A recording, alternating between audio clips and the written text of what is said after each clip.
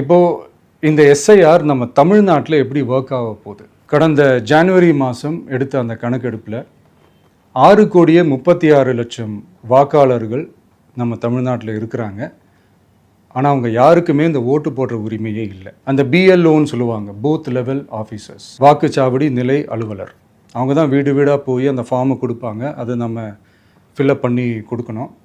அதை தேர்தல் ஆணையம் அதை எடுத்துகிட்டு போய் அதை ஸ்க்ரூட்டினைஸ் பண்ணி அது எல்லாமே கரெக்டாக இருக்கான்னு செக் பண்ணி பார்த்ததுக்கப்புறம் அந்த வாக்காளர் பட்டியலை வெளியிடுவாங்க.